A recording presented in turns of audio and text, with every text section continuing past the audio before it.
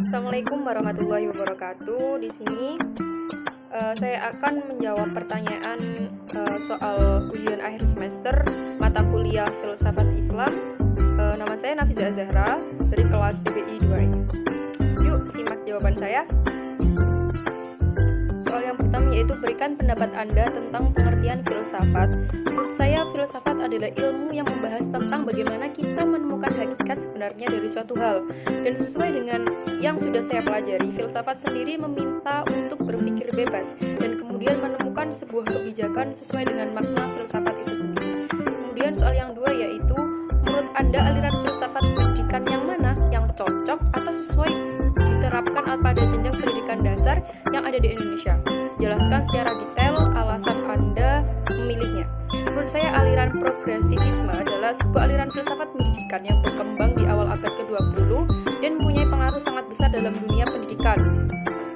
Gerakan progresif terkenal luas karena reaksinya terhadap formalitas dan sekolah tradisional yang membosankan, yang menekankan disiplin keras belajar fisik pada hal-hal kecil yang tidak bermanfaat dalam pendidikan. Pengaruh progresivisme terasa di seluruh dunia.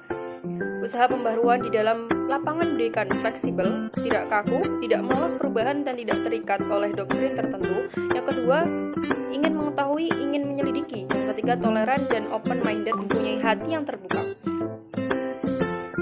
Itulah alasan saya mengapa memilih aliran filsafat tersebut. Soal yang nomor 3 itu bagaimana etika peserta didik dalam pendidikan Islam, terutama di Indonesia, dan jelaskan apakah peserta didik sudah mampu menerapkannya dalam kehidupan sehari-hari. Nah, banyak sekali pilihan bagaimana etika peserta didik.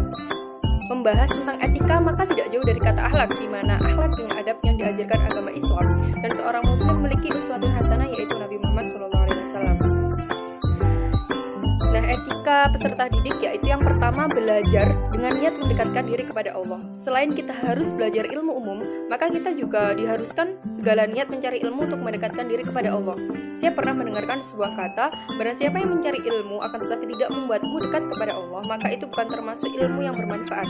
Kemudian etika yang kedua itu mendahulukan perkara akhirat daripada dunia. Yang ketiga itu bersifat tawadhu, rendah hati. 4. Menjaga pikiran dan pertentangan yang timbul dari berbagai aliran. Sampai saat ini peserta didik masih belum dapat memenuhi etika tersebut, dikarenakan mungkin ada faktor yang menyebabkan peserta didik khususnya lingkungan dan teman bergaul. Karena hal itu sangat berpengaruh serta kurangnya konsumsi pembelajaran agama. Sekian jawaban dari soal UAS yang saya paparkan tadi. Mohon maaf apabila ada salah kata atau penjelasan. Wassalamualaikum warahmatullahi wabarakatuh.